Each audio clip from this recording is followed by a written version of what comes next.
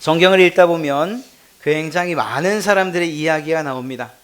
그런데 그 이름 하나하나를 좀 살피다 보면 야, 이 사람은 눈 감고도 알겠다.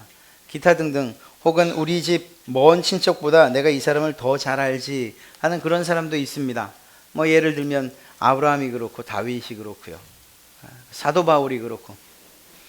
그런데 그런 사람들만 있느냐 하면 한 번 혹은 두 번 혹은 서너 번 이름이 나오고 마는, 그래서 한 일조차도 제대로 기록되지 않은 사람들도 참 많습니다.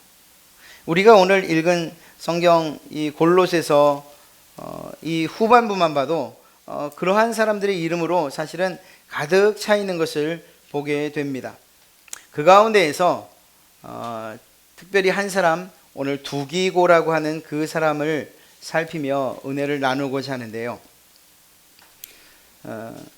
이 에베소서, 빌립보서, 골로새서 그리고 빌레몬서라고 하는 이 네 편의 공통점을 혹시 여러분들 아십니까? 그것은 바로 감옥에서 쓰여진 그러한 책입니다. 그래서 옥중서신이라고 그렇게 이야기하기도 하지요. 각각 지역에 있는 해당 교회들에게 편지를 보냅니다. 그들에게 필요한 말씀들과 지금 당면하고 있는 현안의 문제들을 이 편지를 통해서 전합니다.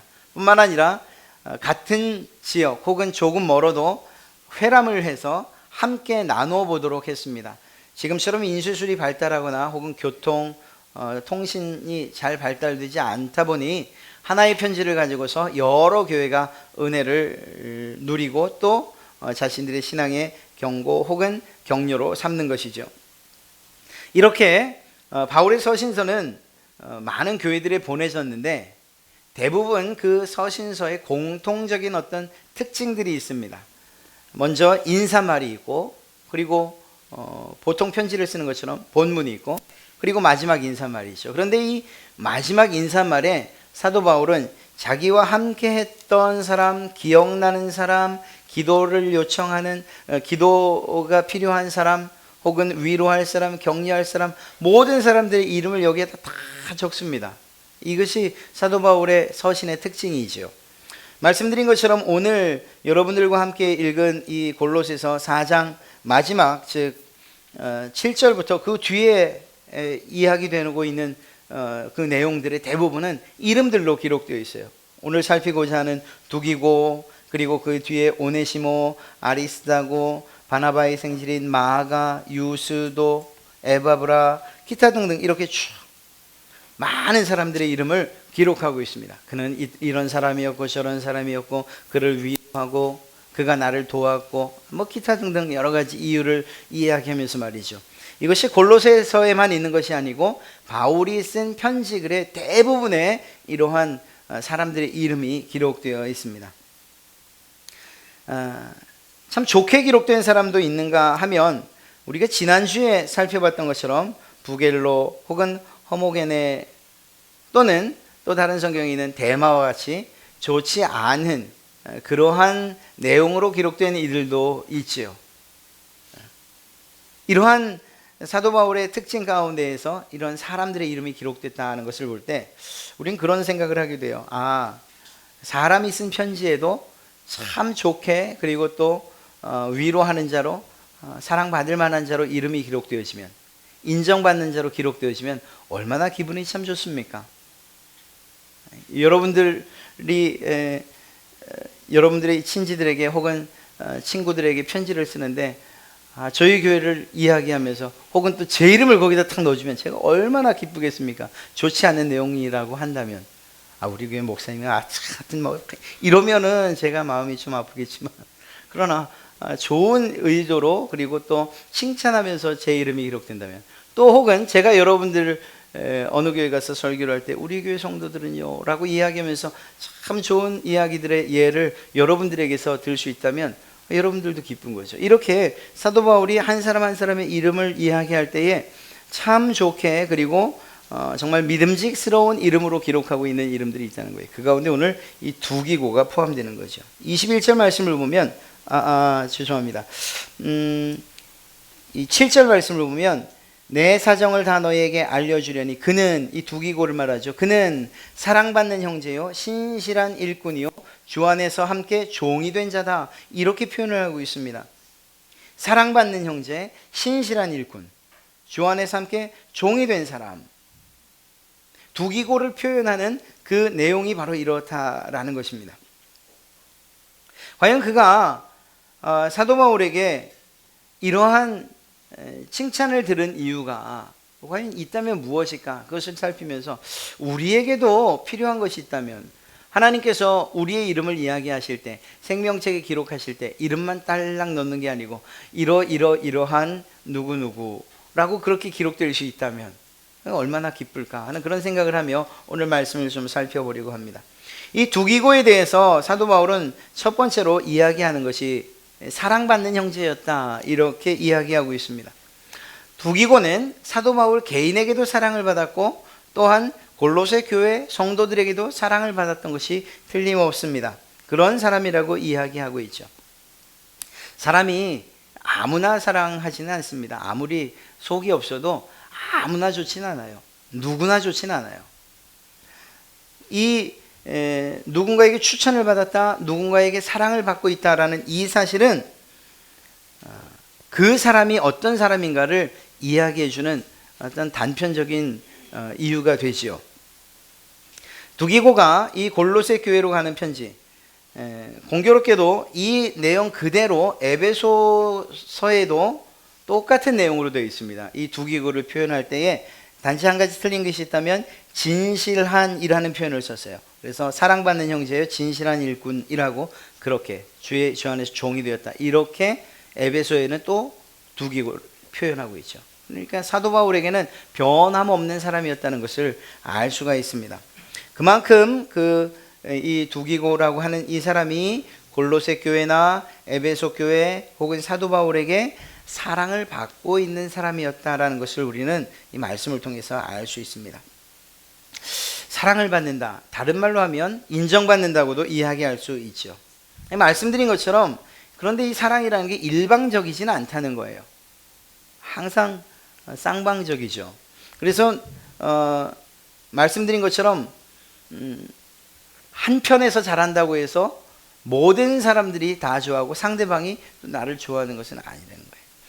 이 오늘 두기고가 사랑받았다라고 이야기하는 것, 그리고 사도 바울도 교회도 인정하는 그 이유는 이 두기고라고 하는 이 사람이 그만큼 사도 바울에게 보여줬던 사랑이 있었고 에베소나 혹은 골로새 교회에 보여줬던 사랑이 있었다라는 것을 반증하는 것이라고 이야기할 수 있는 것이죠. 사실 누구나 좋아하는 사람이 있어요. 누구나. 그런 사람들은 어떤 사람입니까? 마음 겸손한 사람, 또 사랑하는 것을 좋아하고 늘 웃기를 잘하고 또 배려하는 사람, 또 뒷말 안 하고 말 한마디라도 따뜻하게 하고, 이렇게 누구나 좋아하는 사람이 있어요. 그러나 그 사람들의 공통점을 보면 좋아할 수밖에 없게 만드는 요소가 그에게 있다는 거예요. 이걸 반대로 이야기하면 그렇습니다.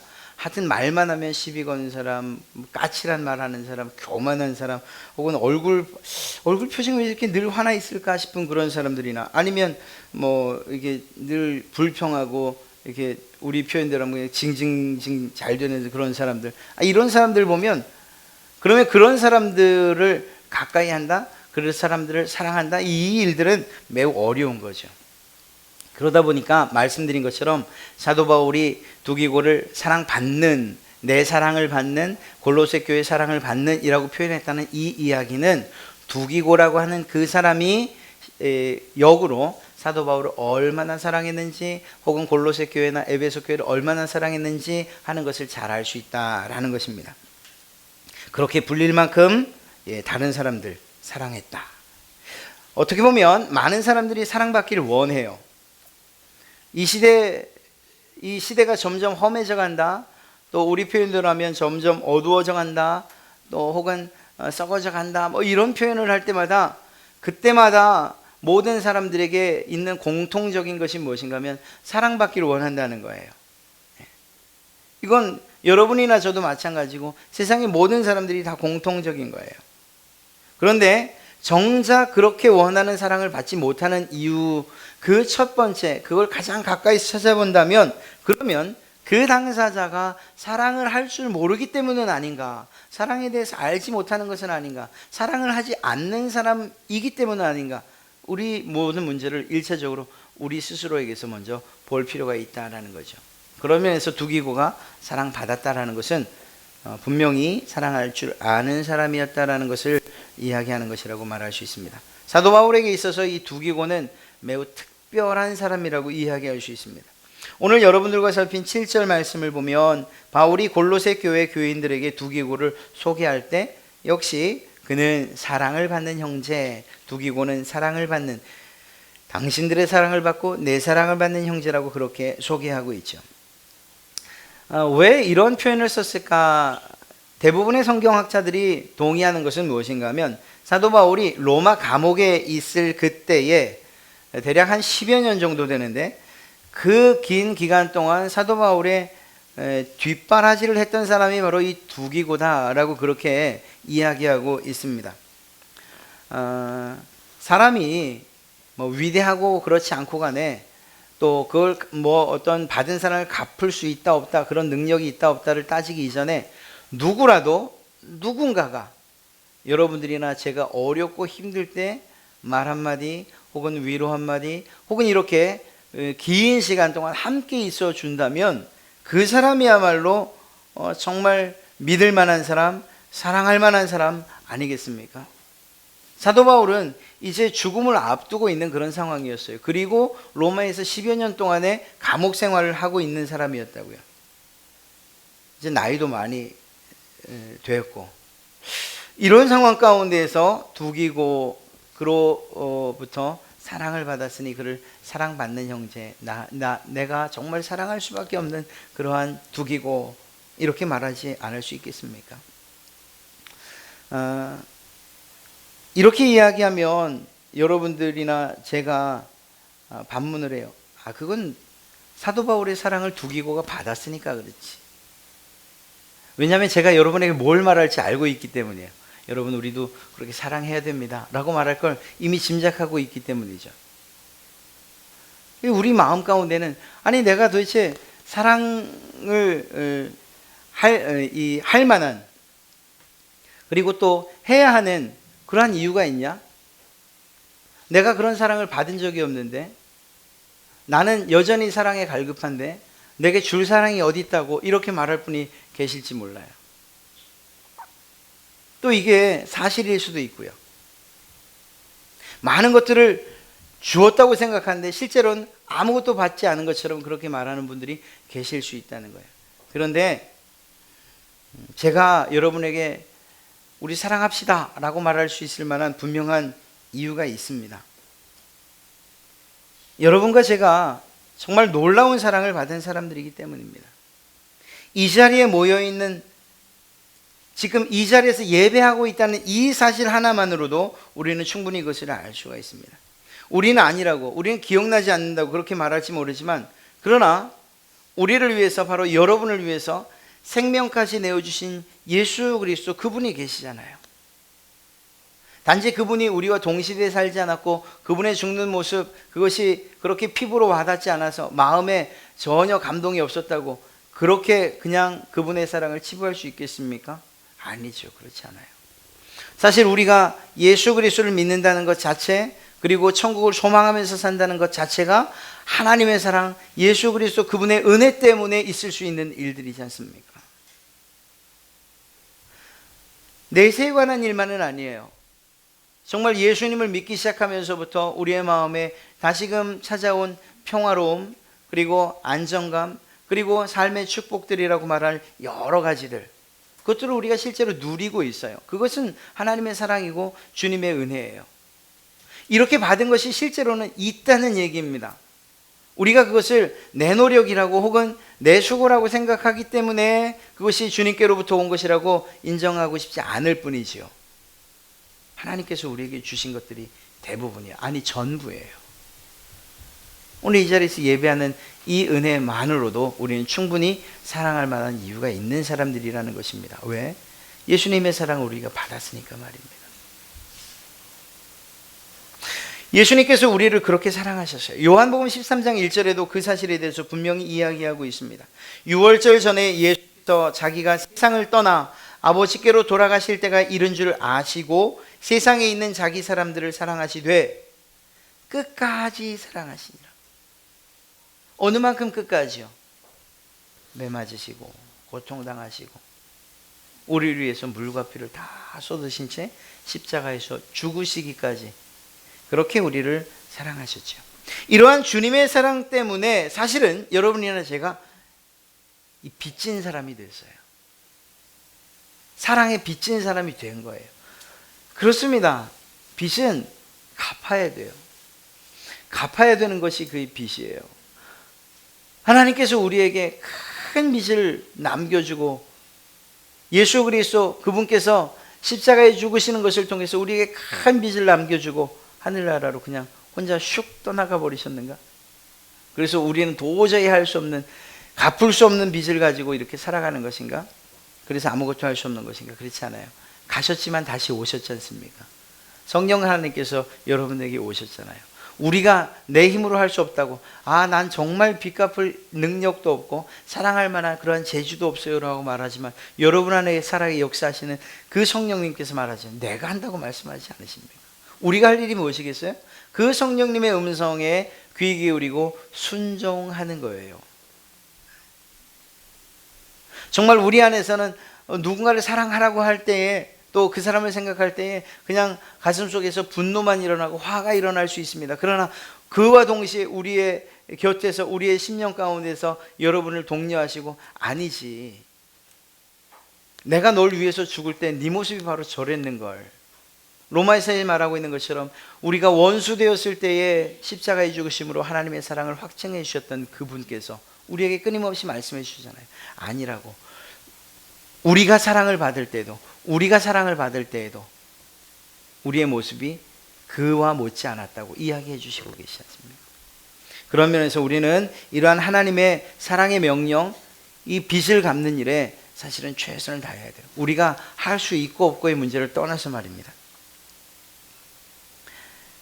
우리에게 사랑의 의무가 있다는 것을 오늘 말씀하고 있는 거예요.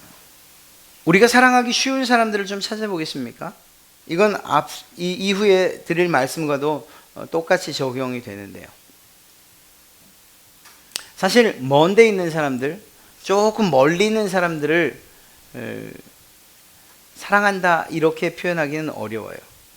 좀 더 적극적으로 우리가 사랑해야 될 대상들을 이야기한다면 가까운 사람들로부터 시작되어야 될 줄로 믿습니다.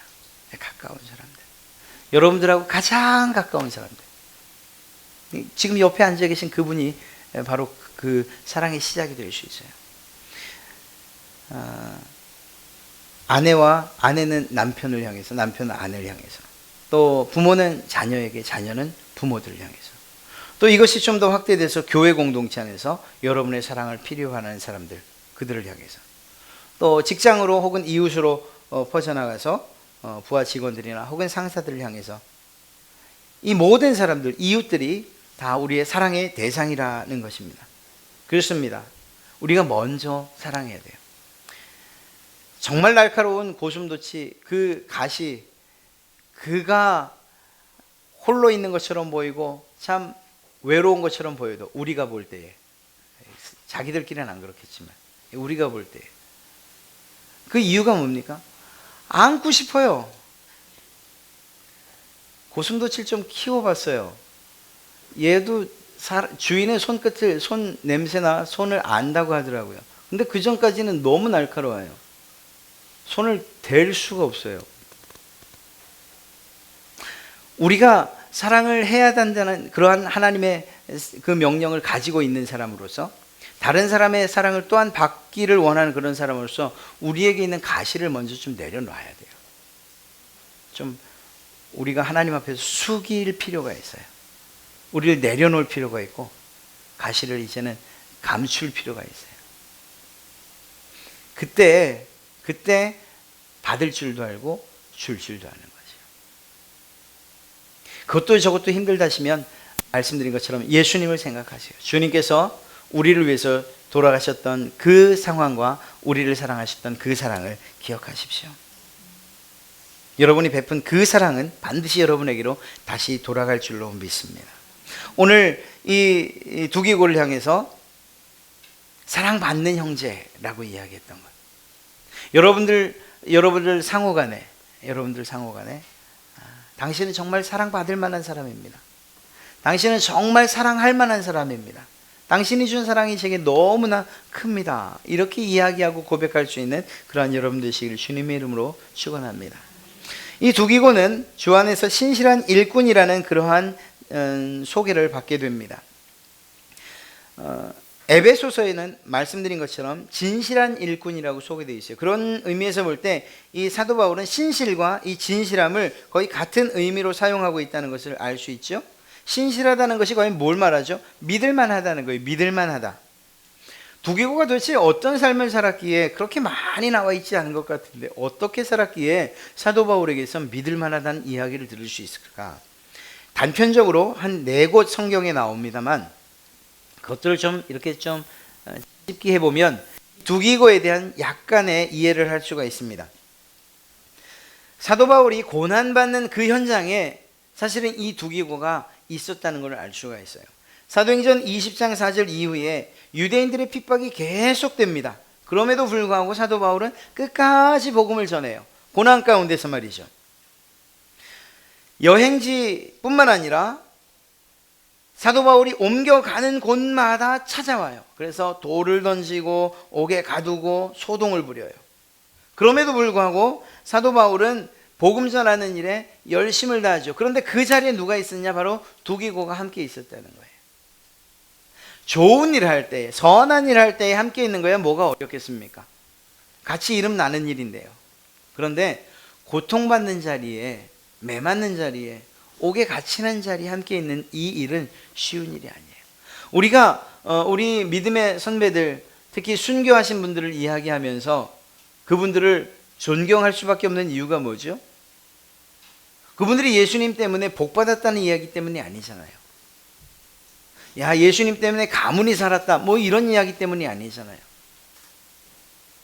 그분들을 기념하는 그곳에 가서 보면 어떻게 그가 죽었는지, 얼마나 많은 고통을 당했는지, 그 순간이 얼마나 힘들었을까 하는 것들을 보면서 그럼에도 불구하고 예수님을 떠나지 않았다는 사실 때문에 우리가 감동을 받고 나도 그 길을 가고 싶다고 이야기하는 거죠. 우리에게 감동이라면 주님이 그 모습을 보시면 야, 너 정말 믿을만하다 라고 이야기할 수밖에 없는 거예요. 사도 바울이 이 두기고를 향해서 야, 넌 정말 내가 믿을 수밖에 없다, 넌 정말 신실하다, 넌 진실하다, 이렇게 이야기하는 이유가 무엇인가 하면 사도 바울의 고난의 현장 가운데에 정말 힘들고 어려운 그 순간에 두기고가 함께 있었다 하는 이 이유 때문입니다. 디도서 3장 12절에도 보면 결국 사도 바울이 그렇게 신뢰한 이 두기고를 그레데 선교를 위해서 이 디도라고 하는 또 다른 동역자를 돕기 위해서 이 두기고를 파송해요. 여러분, 잘 사는 곳도 아니고 또 가까운 곳도 아니에요. 그 먼 곳에 두기고가 파송받아 가고 있어요. 놀랍게도 이 두기고는 그 일에 대해서도 충분히 헌신했던 그러한 모습을 보게 됩니다. 힘들어서 돌아왔다거나 포기했다거나 하는 이런 내용들이 없어요. 그리고 사도 바울은 그 사실에 대해서 기억하고 있는 것이죠. 어렵고 힘든 그러한 선교의 현장 가운데에 홀로 보내지는 그 일도 마다하지 않았다는 거예요. 보내신 거예요. 말씀드린 것처럼 그렇게 사역을 감당하던 그가 로마 감옥 생활 10여 년 동안 사도 바울과 함께 했다는 이 사실,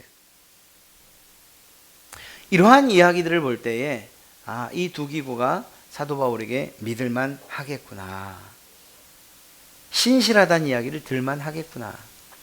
여러분, 우리도 하나님과 사람들에게 인정받는 성도가 되기를 원해요. 다들 그렇지 않으십니까?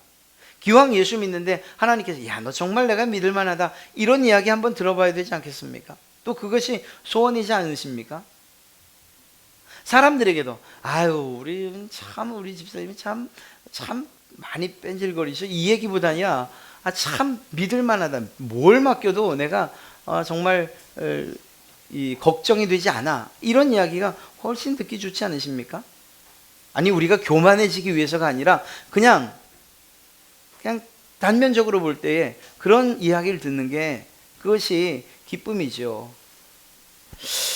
그렇게 볼 때에 앞서 말한 것처럼 아무리 우리가 사랑을 행한다고 또 말한다고 그리고 귀한 일들을 한다고 그렇게 말해도 또 그런 일들을 한다고 해도 실제로 그 마음에 신실함이나 진실함이 없다면 이 모든 수고가 헛된 건 아니냐, 이런 이야기를 하는 거예요.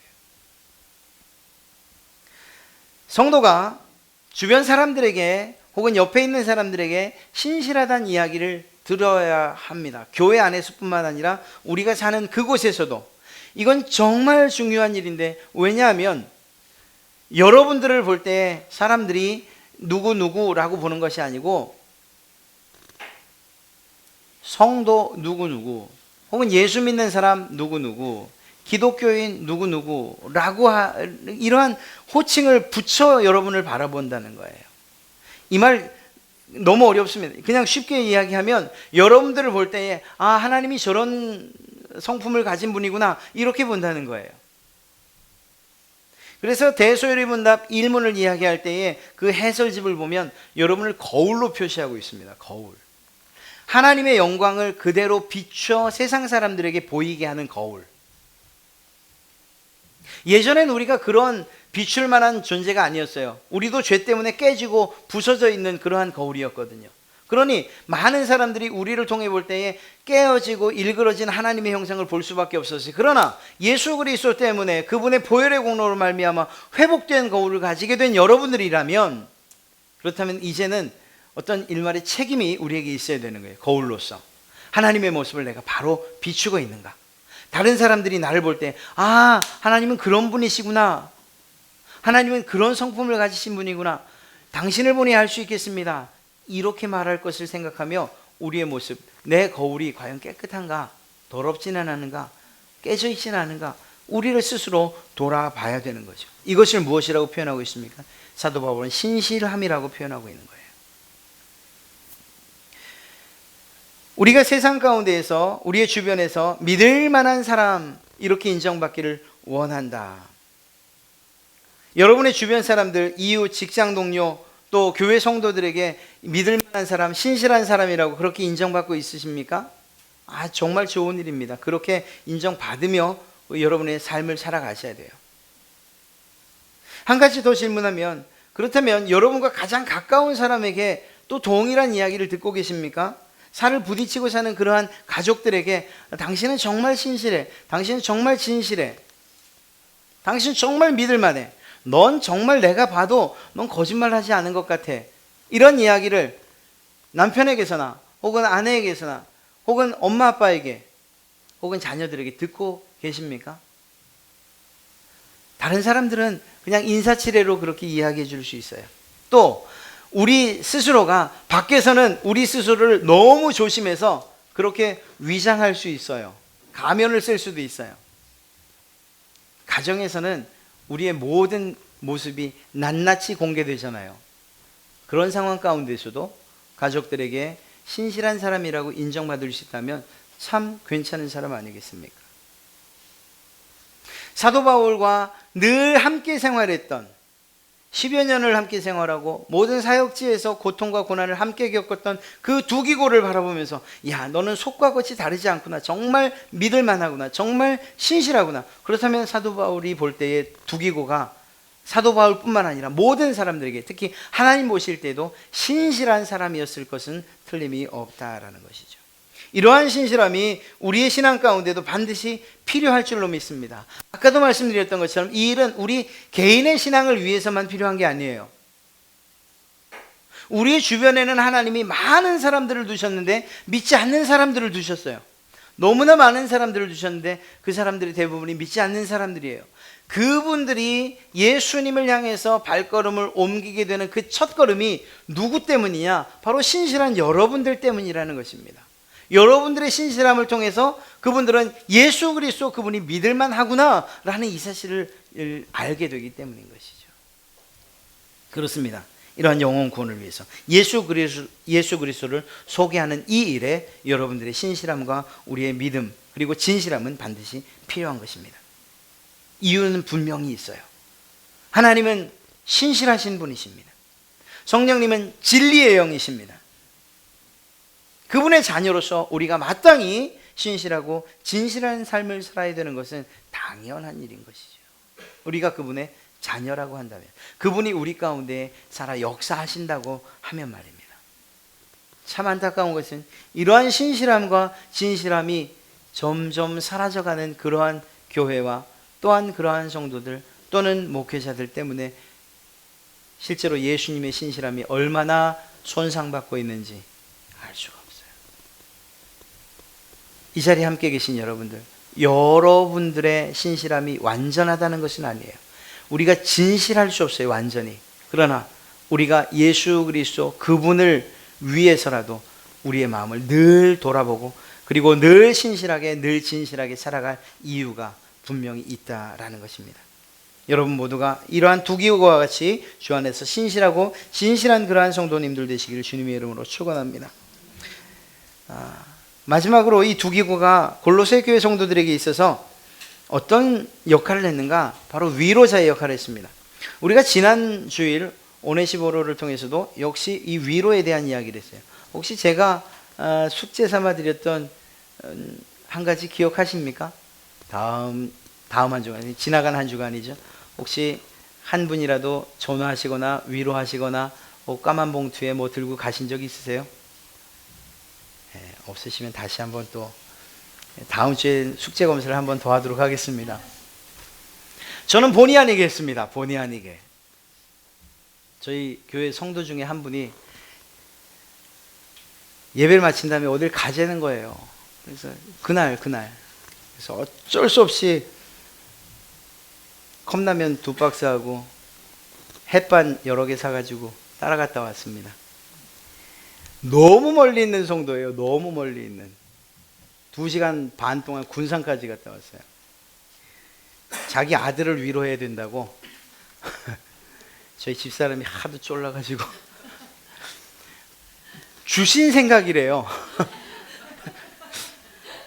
반드시 오늘 가서 위로를 해야 된다고 그래요. 그래서 다녀왔습니다. 그 예배 마치고 갔다 오려니까 좀 멀긴 했는데 또 제 아들이기도 한데 어떻게 하겠습니까? 갔다 와야죠. 다녀오는 길이 쉬웠냐고 하면 아니요, 쉽지는 않았습니다. 주일 전날부터 사실 주일이 아주 피곤한 건 아닌데 그래도 괜히 이제는 저녁 예배를 마치면 끝났다 하는 그런 안도감이 있었는데 다시 또 가야 된다는 이 생각 때문에 좀 쉽지 않은 길이었지만 그래도 참 잘 갔다 왔어요. 환난 중에 있는 사람들을 위로하게 하시는 그분이 누구냐? 바로 하나님이셔요. 왜냐하면 하나님 그분이 위로하시는 분이시기 때문인 것입니다. 사도 바울은 이 사실을 너무나 잘 알았던 거예요. 그리고 이 두기고를 통해서 골로새 교회가 혹은 에베소 교회가 반드시 위로받을 것이라는 것을 알았기 때문이에요. 이걸 뒤집어서 교회 입장에서 보면 그렇습니다. 지금 사도 바울 선생이 감옥에 갇혀 있는 것, 이것도 걱정되고 불안할 뿐만 아니라 자기들 스스로 지도자들 없이 어떤 복음을 증거하는 이 일들이 얼마나 불안하고 얼마나 위험한 일인가에 대해서 스스로 걱정하고 있는 에베소와 골로새 교회였거든요. 불안하기 그지없는 그들에게 두기고라고 하는 그 한 사람을 보내서 내가 전한 그 복음이 틀리지 않고 내가 실제로 지금 이제 고난당하고 감옥에 있는 이 일이 걱정할 일이 아니고 오히려 너에게 자랑스러운 일이고 하나님께서 기뻐하는 이 일이라는 것을 교회에 알려주는 것을 통해서 이 교회가 골로새와 또 에베소 교회가 자기들이 지금 직면해 있는 어려움과 문제들, 환난들을 능히 이겨낼 수 있는 힘을 이 두기고로 하여금 주고 있는 것이거든요. 그렇기 때문에 이 두 교회의 이 두기고의 방문은 매우 큰 힘이 되었던 것을 알 수가 있습니다. 위로가 되었던 거죠. 로마서 8장 26절 말씀을 보면 이와 같이 성령도 우리의 연약함을 도우시나니 우리는 마땅히 기도할 바를 알지 못하나 오직 성령이 말할 수 없는 탄식으로 우리를 위하여 친히 간구하시느니라. 성령을 무엇이라고 말합니까? 별칭 위로하시는 위로자. 사도 바울이 두 기구를 통해서 교회를 위로하셨던 것처럼 그 교회가 두려워하는 것만큼이나 우리들도 두려워할 수밖에 없어요. 왜? 우리가 사는 곳이 두려워하게 만드는 세상이기 때문이죠. 하나님의 말씀대로 거룩하게 살고 싶고 구별되어 살고 싶고 하나님의 말씀대로 선한 삶을 살고 싶은 것이 우리의 마음 가운데 주신 하나님의 마음이고 또 그렇게 살기 원하는데, 그런데 세상을 돌아보니 그것이 아니에요. 주님께서 말씀하신 것처럼 내가 너희를 두고 가는 것이 이리 가운데 두고 가는 것 같다는 이러한 불안함이 우리에게도 있어요. 살아가는 우리에게도요. 기독도가 천성을 향해서 걸어갈 때에 자기를 잡아먹을 듯 달려드는, 양쪽에서 달려드는 그 두 사자를 봤을 때에 두려워했던 그 마음이 다른 사람이 아니라 저와 여러분에게 있다는 것입니다. 세상에 여러 가지 문제들이 얼마나 많습니까? 돈 문제 있죠. 사람 문제 있죠. 수도 없이 터지는 사고들, 그것이 혹시 그 사고에 내가 포함되지 않을까 하는 이런 두려움들이 있죠. 공사장 지나가면 위를 나도 모르게 쳐다보는 것, 혹시라도 떨어질까 봐. 땅을 쳐다보는 것, 혹시라도 땅이 꺼질까 봐. 이것이 우리가 세상을 살아가는 우리의 모습이에요. 어떻게 보면 정말 불안할 수밖에 없고 정말 두려울 수밖에 없고, 이런 우리들을 누가 위로하신다고? 성령님께서. 여러분의 마음 가운데에서 여러분이 아는, 여러분이 힘들어하는 그 모든 것들을 다 위로하고 계십니다. 특히 오늘 사도 바울의 입장에서 볼 때에 그냥 단지 삶의 문제에 대한 위로만은 아니었어요. 복음을 증거하는 일, 예수 그리스도와 관련된 그때에 당하는 어려움에 대한 위로였어요. 우리에도 마찬가지예요. 말씀드렸던 것처럼 우리가 원하든 원하지 않든 간에 복음을 전하는 자들이에요. 비추는 거울이에요. 근데 그것 때문에 고난을 당하고 어려움을 당하는 일이 얼마나 많은지 알 수 없어요. 예수 믿는다는 것 때문에. 그래서 무엇인가 거절하는 것이 힘들고, 또 거절하면 그러면 그것 때문에 때로는 조롱을 받고, 또 때로는 이렇게 뒷담화를 들어야 하고, 또 때로는 노골적으로 그런 것들이 우리에게 불이익으로 다가오기도 하고요. 다른 사람들이 우리에게 주는 그러한 압박감뿐만 아니라 내가 그리스도인으로 살아가야 한다는, 그래서 예수 그리스도를 닮아 살아가야 한다는 이러한 심적 부담감을 늘 가지고 살죠. 예수 그리스도로 또 그리스도인으로 살아간다는 게 쉽지 않다는 걸 말씀드리는 거예요.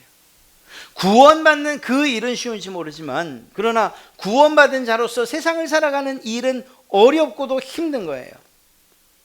누군가가 여러분을 위로하지 않으면 안 돼요. 세상은 말해요.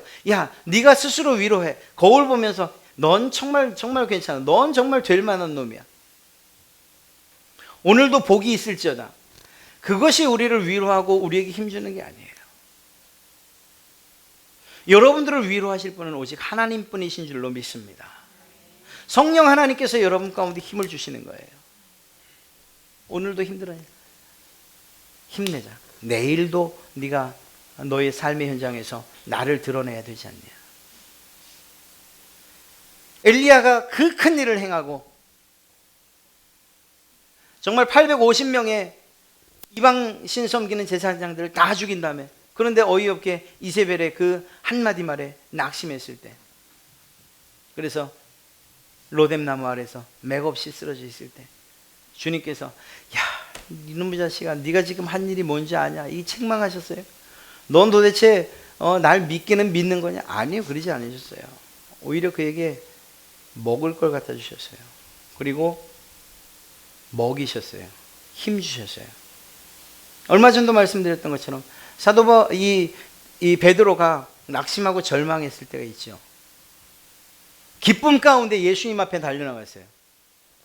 부활 후에 처음 뵙는 예수님이니까 고기를 잡다 말고 그냥 뛰쳐나갔어요. 그런데 바로 부끄러움을 느낄 수밖에 없었어요. 왜? 내가 배반했던 예수님이니까. 위축되어 있는 그 베드로를 향해서 예수님이 한바탕 꾸짖으시고, 그러니까 잘해 이렇게 말씀하면, 아니요, 그러지 않으셨어요. 먹고 힘내자. 먹고 힘내자. 이것이 우리에게 주시는 성령님의 또 하나님의 위로인 줄로 믿습니다. 이러한 위로의 사역을 위로를 우리가 하늘로부터 받았습니까? 그러면 이제 우리에게 맡겨진 일이 무엇인가 하면 이러한 위로의 사역을 우리가 해야 되는 거예요. 이것이 궁극적으로 우리에게 원하시는 하나님의 명령이고 그리고 우리에게 바라시는 바 소원이에요. 위로하십시오. 위로하는 자 되십시오. 격려하는 자 되십시오. 내 코가 석자인데 아예 코가 석자여도 상관없습니다. 그냥 있는 만큼의 힘으로 위로하시고 있는 만큼의 힘으로 격려하십시오. 그냥 지나가면서 한마디 말도 괜찮아요. 정말 괜찮은 분이십니다. 당신은 정말 내게 힘이 됩니다. 거짓말은 하지 마세요. 다 알아요. 애들도 거짓말하는 거 알아요. 그냥 마음의 진심으로. 그때에 그분들이 새로운 힘을 얻어 주의 일에 열심히 다하게 되고 여러분은 또한 위로자로서 하나님의 명령과 그 사명을 잘 감당하시는 그러한 분이 되실 줄로 믿습니다. 이러한 위로는 수고가 있어요. 희생이 있어요. 제가 5시간을 달려갔다 왔다니까. 5시간. 피곤해서 돌아가시는 줄 알았어요. 그러나 그 일을 통해서 기뻐하는 사람이 있고 위로받는 사람이 있고 마찬가지로 여러분들의 수고를 통해서 위로받는 사람이 있고 힘을 얻는 사람이 있다면 우린 그렇게 살아야 돼요. 이것이 주님께서 우리에게 주신 명령이에요. 아니, 주님께서 우리에게 보여주신 삶의 본이에요. 그분의 고통 때문에, 그분의 매맞음 때문에, 그분의 죽으심 때문에 우리가 구원을 받고 우리가 새로운 힘을 얻어 살고 있잖아요. 은혜를 갚아 나가는 것, 그것이 우리 그리스도인의 삶인 줄로 믿습니다. 사랑하는 성도 여러분, 오늘날은 어느 때보다 어떤 때보다 이러한 두기고와 같은 신실하고 진실하고 그리고 사랑 많고 그리고 또 위로하는 이러한 사람들이 필요합니다. 역설적으로 말하면 사랑에 갈급한 사람들, 위로를 필요하는 사람들, 그리고 진실하지도 않고 신실하지도 않은 이 세대라는 것을 반영하는 거죠. 그런 가운데 하나님께서 주신 그 사명을 잘 깨달아서 이 시대에 두기고가 되는 그러한 여러분 되시기를 주님의 이름으로 축원합니다.